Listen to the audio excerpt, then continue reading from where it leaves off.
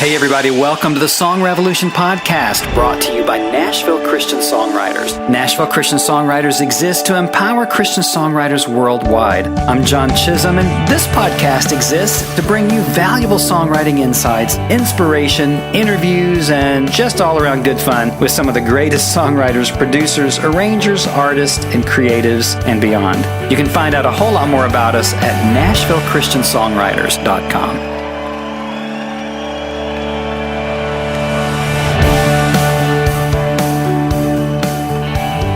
Hey everybody, welcome to the show. If you're like me, you want to believe that God is willing and able to use you at any stage of your life, right? I mean, whether you're young or you're old or you're somewhere in between, you want to hold on to that hope. And I believe the biblical truth that God isn't finished with you yet. And such is the case with our guest today on the show, husband and wife duo Jed and Claire Seneca. They're making a return to Christian music after being away for about 25 years, planting a bunch of churches, having some kids, raising their family, and doing some other ministry. God has brought them back to Nashville with a brand new record called Carry You Through, released on Fret House Records. I think you're going to really enjoy these guys. They burst on the scene way back in '94 with a self-titled debut. They got a lot of acclaim for their fresh sound and their stage performances, but God's raising them back up to do something again here in a brand new season that I think is going to be encouraging to you. I think you're going to really enjoy them. We had a great, relaxed conversation. They're just delightful people, and I think no matter what age you are, you're going to be encouraged by their story, by their journey through music, and now their return to make some more great music here in Nashville. So grab a glass of sweet tea, sit back and enjoy with me, husband and wife duo, Jed and Claire Seneca.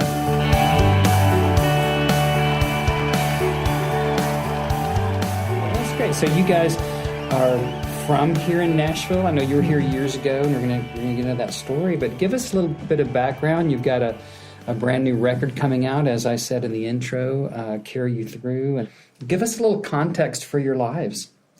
Well, we're from South Louisiana, and we're both Cajuns, and I moved here in early 1986 to pursue Thank you. music, and Claire followed me shortly after that, and we started working on Music Row. And in those days, it was mainly we were trying to get her to be a pop singer. I was working for a production publishing company, a guy named Ron Cornelius. He played all of Bob Dylan's stuff in Nashville at one time. And that was kind of like my inner connection to Nashville, and got here, like I said, in '86, and really was trying to just make it. I was trying to make it as a producer, engineer, and Claire was trying to be a pop singer. Mm-hmm. And in those days, they didn't want to hear any pop coming out of Nashville, so we would go to Los Angeles, New York with Claire and get the doors slammed shut. And those were pre-Believer days for me. And but Claire grew up in a Southern Baptist setting in South Louisiana, which is rare. And it's predominantly Catholic in Louisiana. But and she started to, as we started working together and hanging out and doing things together, God started to really kind of come after her. Yeah, I had backslidden, I guess some people call it. She was back skipping, really. I'm not sure I know the difference between backslide or back I don't skipping. know. I was not doing God's will, that's for sure. Yeah, but God started to really, speak to her heart, and she started to bring me to some of those Baptist churches, and I think '88, she brought me to a church called Antioch First Baptist Church, and I became a believer shortly after going to that church, and our whole life changed at that point.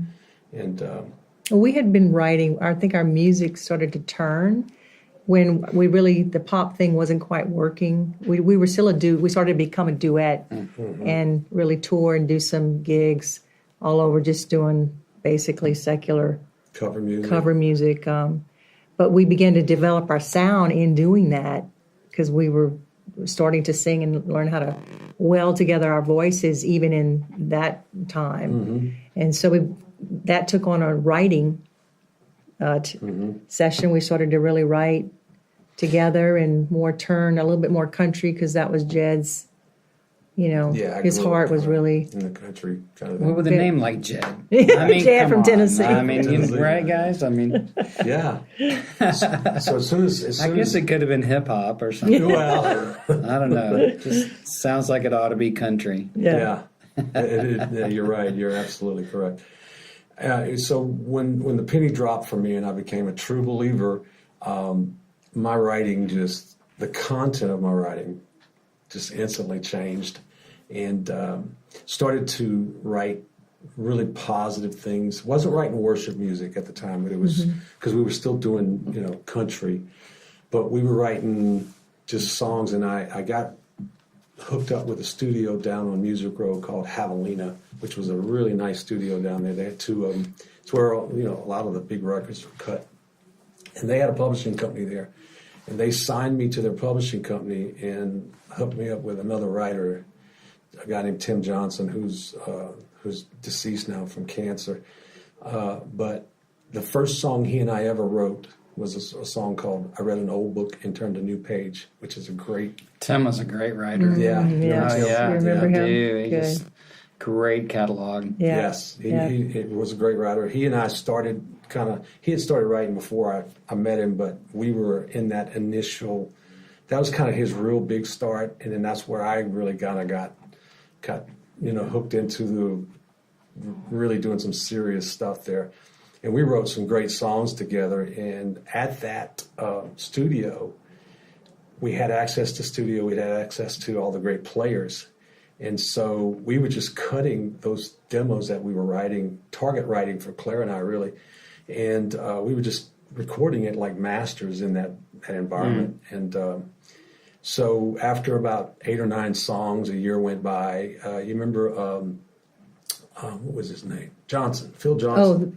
Shepard Phil Holmes Johnson? and Johnson. What was his name? Let's see. Phil Johnson. It's been so long since I had to sure. think of his name. Phil Johnson was doing a Dallas Home record, and I was kind of like in the studio helping him out from an engineering standpoint. And he had helped us with a couple of sessions, and he had a meeting with Brentwood Music, and I had just happened to give him, back in those days, it was still cassettes. I know, right?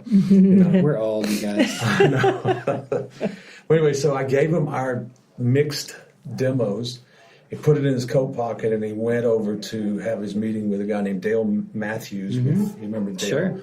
Sure. At Brentwood Music, and he was pitching Home Shepard Johnson to them. And they were basically saying, no, we want to do country.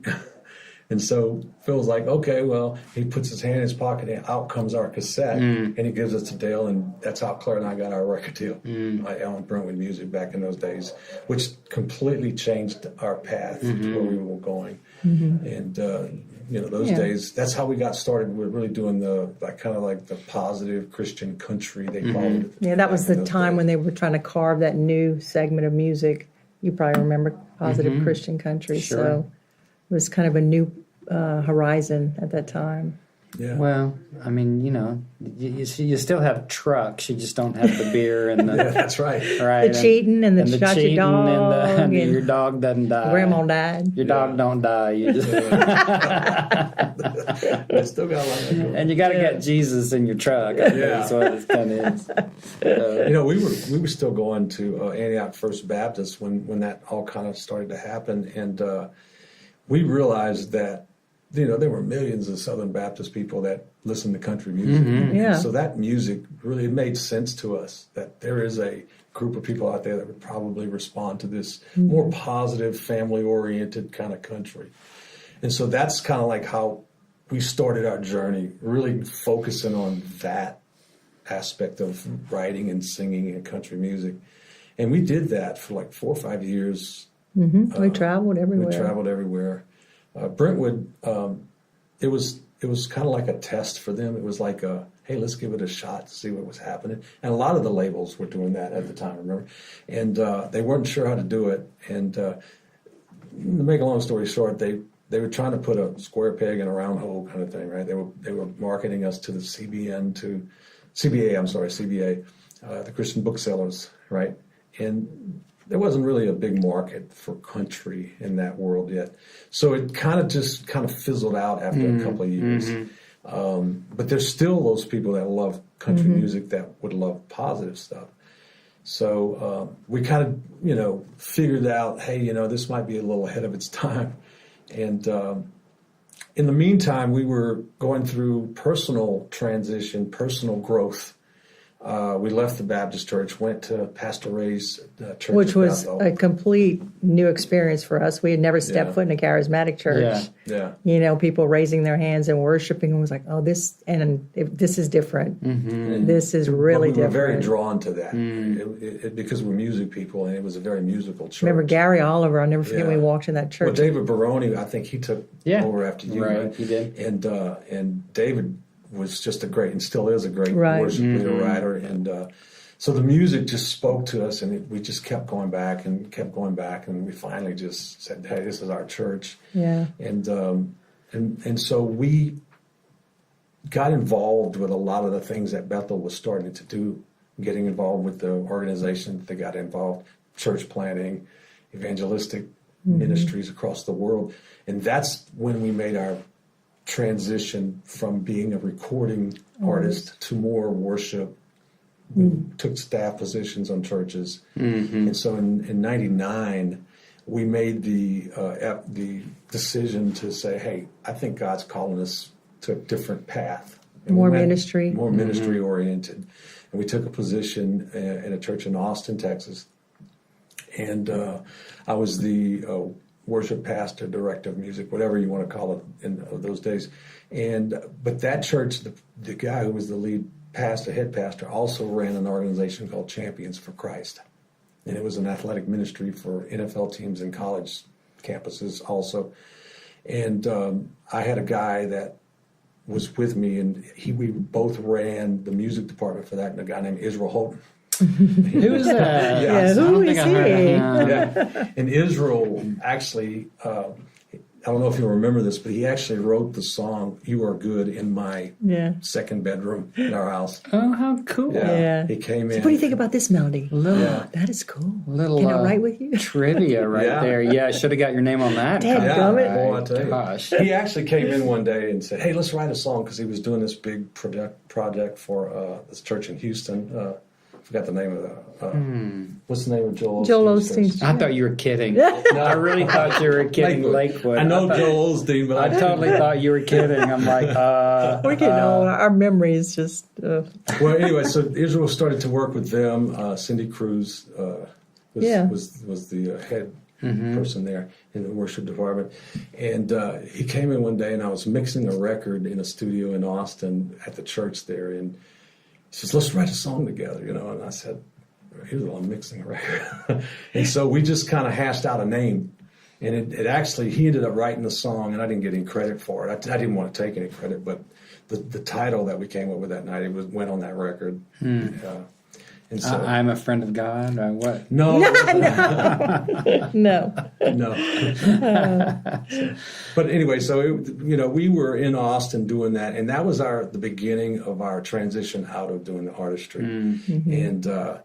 And since we started to plant a church out of Bethel. There was a church called Bethel Spring. It was Murfreesboro. It was the first really church plant out of the Bible study. Yeah. So we did a Bible study, and then there was another Bible study of people from Bethel, and we combined that and made it into like a spinoff of Bethel there. And then from there, we went to Austin. But through the years, it's been 6 church plants. That we just kept moving around as the need would come, and then they would call us, and we'd pray about it, and God would move, and we'd say, well, we think we need to go here. And so we'd move, we'd go there, and we'd pretty much work ourselves out of a job every time and build a team and said, okay, you guys are ready to be mature and on your own, and then we'd move on to the next place. Wow. What a life. And now you've worked your way all the way out to California. All the way to California, but it wasn't through church church planning, I think. It's just ocean after that. And about 7 hours later, it's Hawaii. So weather. We're still working on Hawaii. Yeah, we are working on Hawaii. Yeah. We actually got to California.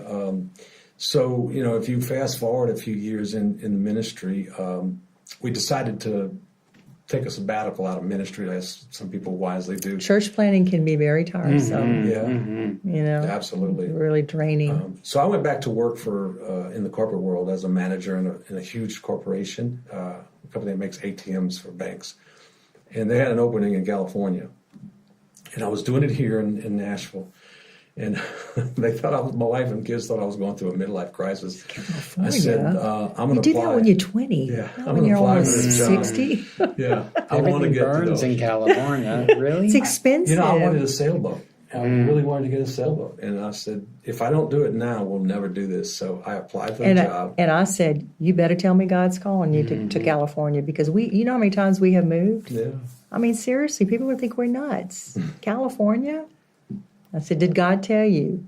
And what did you say? I said, yes. I think God was telling me. It was, to move to California, you better have a plan, right? It's the money. Yeah, it's very expensive. It's very challenging.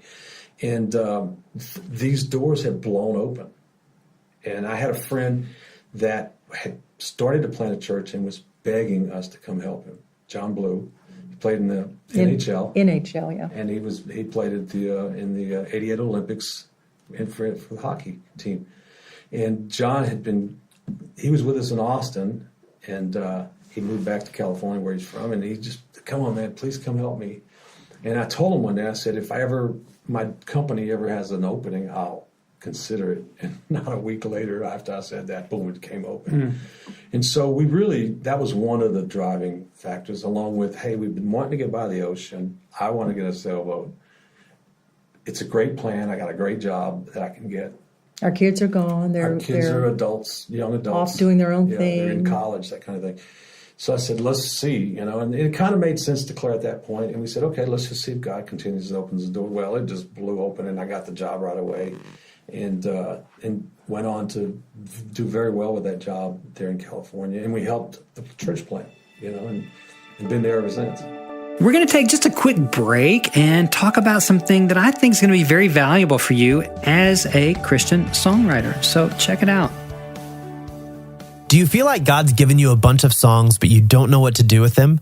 Do you feel like you've got a real call on your life to write, but you're clueless about where to start? Or maybe you've got writer's block and you're wondering if you'll ever get the creative juices flowing again. Well, we've got you covered with NCS membership. NCS membership is all about community and how to grow in this calling you feel deep inside to be heard. We get it. We know that you just want to honor God with your talents and be a good steward of what He's given you. And that's why NCS membership could be your next right step to grow, learn, be challenged, get connected, and ultimately fulfill your dreams to glorify God and reach others with the same passion you feel. It's designed to help you tell your story and to reach listeners who will love your songs. With your NCS membership, you'll receive 24/7 access to valuable masterclasses on topics such as modern hymn writing, worship writing, song form, lyric development, and recording home demos, as well as discounts for other NCS products and a deep connection into a community of creatives who get you. There are a lot of songwriters out there, so you need to be the best you can be to stand out, be heard, and become the songwriter you were born to be. Just go to NashvilleChristianSongwriters.com now to check out all the great benefits of becoming part of a decidedly Christian community of songwriters from all over the world. NCS membership, your next right step to being heard. Well, I just hope that you'll take advantage of that and check it out. All right? We bring you good stuff here on the Song Revolution podcast. So back to our episode. Yeah, well, there's a lot of life there. A lot of people have been blessed, I'm sure, by the churches you guys have helped plant and the leadership that you've raised up. That's a powerful thing, really, lasting fruit in your ministry that is intertwined with your music. I'm sure that you've blessed so many people with your worship leading. And have you been writing songs all through those years as you were? I think we kind of were stagnant for a little while, Really how we got back into writing again was basically God woke Jed up in the middle of the night a couple of years ago and reminding him of a song he wrote called Taking a Stand. And the hook is right here on my knees, I'm taking a stand. And with everything going on in the country, and then the political environment, and how everybody's just in an uproar about the smallest things. I mean, it's just crazy how life is, and people are blowing things way out of proportion. We were just reminded about that song, and he came to me the next morning. He goes, I think God gave me a vision, or woke. It was just a word. And I was, of course, on the edge of my seat. What is it? What did he say? Been waiting to hear. And he said, I think we just need to rework that song. The timing is more right than it's ever been. To write here on my knees. We can't do anything about what's happening in the world except to pray and really ask God to intervene.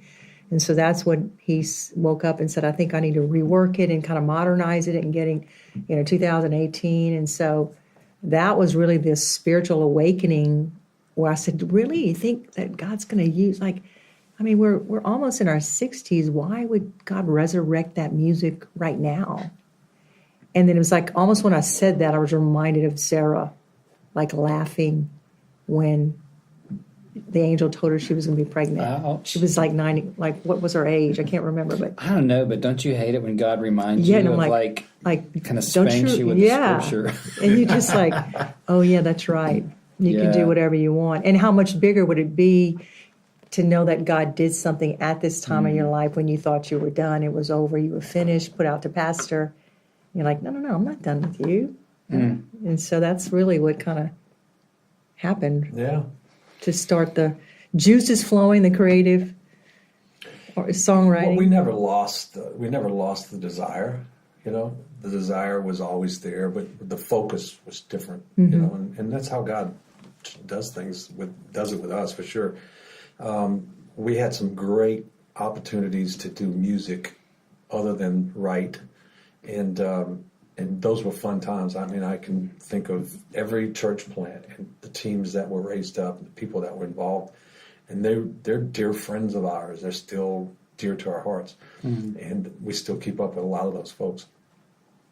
But this season, I think our God still wants to speak through us through our music, and so that's what we believe He told us, and so that's why we said, okay, we'll do it. We'll start back up again with that aspect of our career, and everything has just kind of fallen into place like it should since we started to. I was plugged in a music role, so it wasn't hard to reestablish a lot of those, ways you want to get the music recorded. Those kind of things were all still in place. So it was real easy for that stuff to work itself out. Had connections like with Turning Point Media here. Had a lot of good friends still doing a lot of great things in the music industry. So we started sending things off, kind of testing the waters to see, hey, this is another thing that maybe God can indicate to us. And we started getting people calling us back on hey, don't be offended, but you've never sounded better. That kind of thing. So finally learned how to sing. Yeah, that's exactly. But took you 25 years, but but I remember too at that time when you had that dream, we started getting these odd messages through Facebook and social media. People that we didn't even know who they were. And they're like, "Are you the Seneca from Jed and Claire? Are you those people just random from New Jersey to?" Ohio. People, hey, we bought your album in 1994. I'm like, what? Do you have new music out? And it was right when we were getting thinking. It's all these indicators. Love that. Little flags kept coming up. So that's actually what I used to get Claire really on board. I'm like, hey, look, we're getting these. Yeah. Because Claire's the realist in this operation. I wouldn't have known. I wouldn't have figured that out. So when was the night vision? When did that happen? That was, I would say, probably around November of 2016. Okay, so a couple of years back, and it kind of spawned this whole new season of writing and culminating in your brand new reworking album, things. Carry You Through, and love that song. I always go through everything I can when I'm going to do an interview with you, with different people for the show here, and I love your work. I love all the songs. Thank you. Yeah, Thanks. yeah. Drawn to some of the ballads. I don't know. There's just the tenderness of your voices and the message. I like all of them, but I don't know. Maybe I'm just kind of a ballad-loving guy. Yeah. But lots of songs. Do you want to tell us a little bit how the album came together? Sure. So we had a collection of songs that I'd written and never released. And like Taking a Stand, which we mentioned earlier, we never really released the song, and it was just in the can. And we had another song on the album called She's Holding Her Own, which is my favorite song that I've ever written. And so we had tons of those kind of songs. And when we were trying to decide how God was going to speak through us, we had literally 25 songs. And we had to go through it. And we actually chose songs that I had not, or Claire had not written, because of what it was saying and what we felt God was really trying to say through this record. So we have less songs on this project that we've written than normal, than the first one. But it was strictly about the message of what we felt like God wanted us to say. Like you mentioned, Carry You Through. That song was written by, you remember the band Alabama? It was a guy named Rick Scott. He was their original drummer. He wrote the song Why Lady Why. You remember that song? And he was down on his luck one time, and I was working at a publishing company in Nashville. And he strolls in, and, he kind of looks almost like he's homeless sometimes, And Rick, I'm sorry I said that if you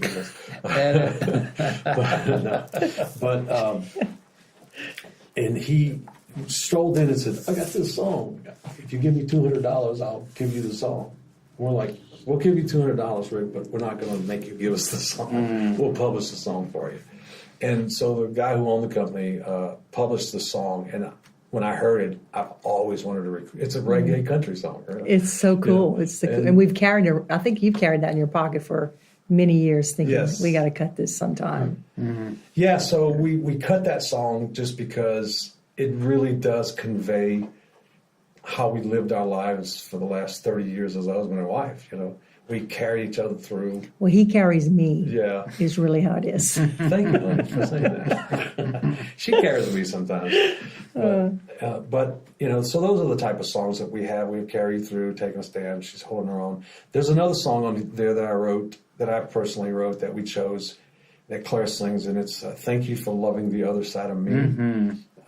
That song was written because Claire and I were trying to come up with stuff for her to sing. So we just kind of started. I wrote a song with a guy named Hunter Moore here, and Claire kind of put some stuff on it with us.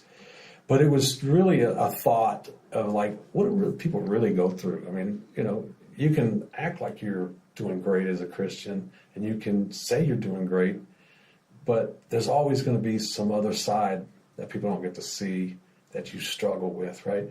And so that song was to speak to people, hey, it's okay to have that other side. People know about it. Everybody's got it. And and God loves that side as well. As well. So that's what the song was written. I thought that was a very poignant song. Did you? I did, yeah. When I was listening through, and it's like that really stood out to me. I thought it was a great message. That God loves all of us, not just the pretty parts that we present to the world. It was really good message. Thanks. The other one that really stood out to me is Always Have. I love that one. I love that too. You sound great on it. Thank you. That's one of my favorites. I love that song. And we heard that. That was... Didn't we hear that at Bethel when somebody posted it? Someone was doing it as a worship song, right? Actually, someone posted that their son, who plays in the worship band, was practicing to it. A friend of yours, I forgot who, and you heard the song and you showed it to me. And it's a very obscure worship song written. I don't even know who wrote it. It's Vertical Church. Yeah, that's who the Vertical worship. And we said, wow, what a great song. Let's make it let's do our version, country version. And we cut that as a cover, really. Yeah. And but it's nothing like the original version, right? It's wonderful. Yeah, it is. Nothing. I just love the part about He Never Stops Chasing Me. Yeah. That whole thing gets me right there, because that's when I sing that, I visualize, when I'm really down and thinking, I don't deserve His mercy. I don't deserve His grace. He's still chasing me. I don't care what you think, Claire. He's chasing you. He wants you. And I just visualize that, and it just really helps me remember that I have not worn out my good graces, that he's still there for me. When we were cutting that song, I told the guys, I said, look, man, I want the emotion of Take It to the Limits by the Eagles in this song. That's how we want to cut it. And they took it to heart. And in the middle of the song, the piano player, who's a dear friend of mine, he's Buddy Hyatt, he played with Toto, and he actually made a mistake because he got so... He got choked up. Choked up with the song. And Buddy never makes a mistake. No, he doesn't. He's he one never of those guys does. that never makes a mistake. And he told me that after, and I was surprised to hear that. He's like, man, I'm telling you, the cuts anointing this song. So. And the song "Just Things." Oh, Yes. That's such a great That's a idea. good song. You guys wrote that? No, that's actually Tim Johnson. Tim Johnson. Yeah. See? Oh my gosh! Just things we can legacy. love without. Yeah, he came What a great he came to me hook. with that song and said, you guys should think about recording it. And we were going to do it on the second album that Brentwood wanted us to do, but we quit and we went into ministry. We walked away from the deal. And so I've had that song ever since, knowing that when we do our next serious project, it's going to be on there. And it was carried around by a couple of people on Music Row to cut. Yeah, a couple of producers. Producers kept it in their briefcase. That's how well the song is. It's a good song. Really Really good good. Tim, such a classic. Yeah. So. Yeah. Well, talk about your plans, your hopes and dreams for this coming year. Will you be touring? Will you be out promoting this new record? And what are you thinking? We're working on some things. I mean, there's a lot that's going on right now. We definitely are working on some tour dates in the future. Jed's been involved with a new venture, which he takes on more of a producer, executive, creative role with a record company. So he's busy with that. But we definitely want to. We're just working out some things logistically to get with the right people and maybe do some benefits or some charity work too as well. So. Yeah, we definitely are going to tour. Not the same way we did last time. We're just trying to figure it out. The company she's talking about is the actual record company that we're on now, and it was out of us showing it to a group of people, and they came back and said, "Let's do this company and start with this," and that's how that got started. And out of that, I am like the director of the creative department, and so we're searching and we're signing other artists right now also. Very cool. Yeah, I'm available. Yeah, I mean, I could pitch you right now, I guess. Yeah, we're actually one of the divisions is going to be a worship, very cool. live worship. We're going to do live worship events. Oh, very cool. And we're gearing up for that, along with having artists, and it's a multi genre thing. We're not just doing country, so we're doing pop, we're doing R&B, rock. Oh, that's very cool. Yeah, Is it based here in Nashville? Actually, I'm in Los Angeles area, and the other two partners in Austin, Texas. Oh, okay. Yeah. Wow. Yeah. Steering clear of Tennessee on that. Well, one of the partners when we came up with the company, he was here, and then he moved to Austin. Yeah. And so it kind of changed because we were excited that we were going to have an office in Nashville, and LA, and Austin, but then that kind of changed. And now they're trying to get me to move to Austin.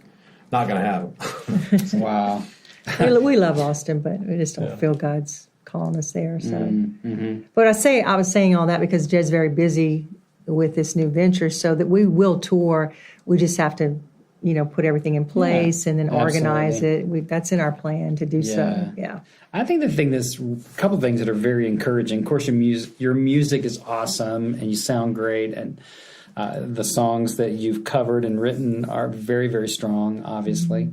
But to pick up your dream after 25 years, to pick back up, and God's not through with us. Right. And a couple of years ago, I swallowed that lie so I know you do deeply you do that swallow it it. just about shut me down. And God has resurrected my life and my whole mindset around all that. So it makes me very happy to see you guys. You don't look like you're 60. But Well, you don't either. thanks. Little hair color, trying not to get fat if I can help it, get out and walk a little bit. But God's not through with us, No. until we decide, that we're just through with Him or something, I guess. But it's very encouraging. I think it'll be encouraging for a lot of people listening that you're not giving up on yourselves. You've felt this spiritual kick in the hiney to get back out and do. Can I say hiney on my show? Yeah, it's my show. I can say that.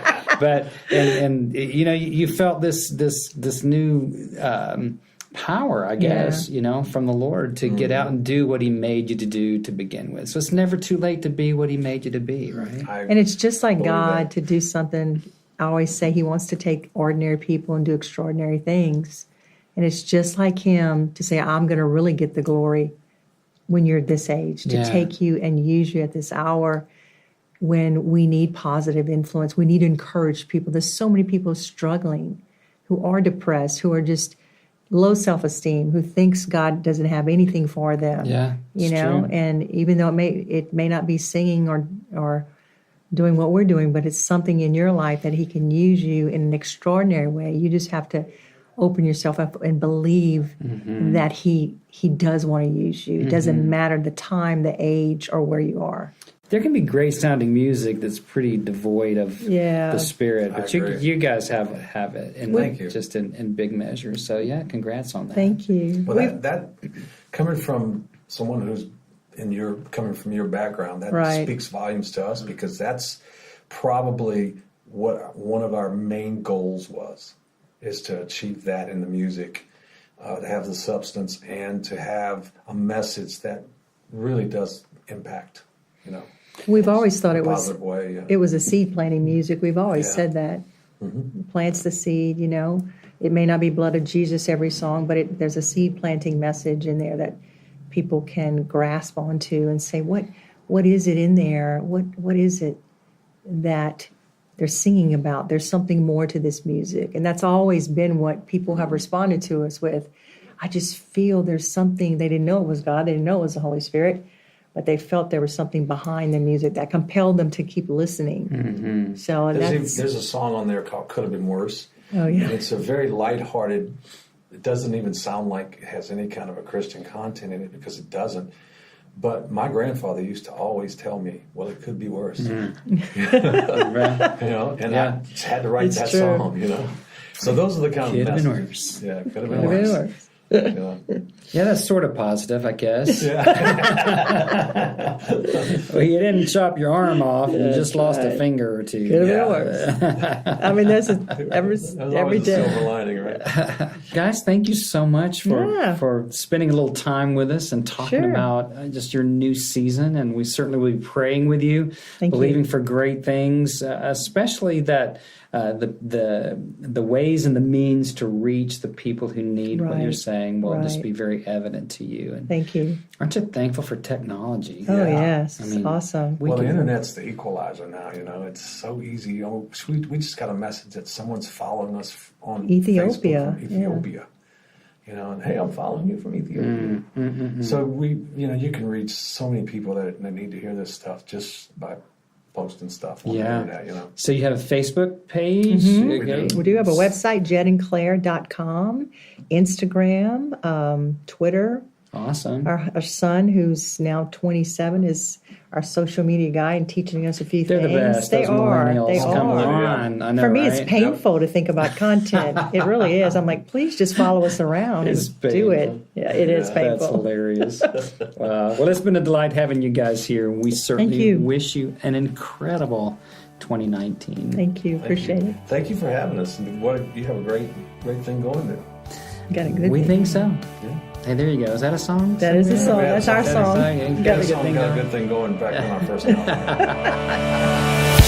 Hey, thanks for listening to the show today. I'm blown away with the encouragement and inspiration that every guest brings, and today was certainly no different.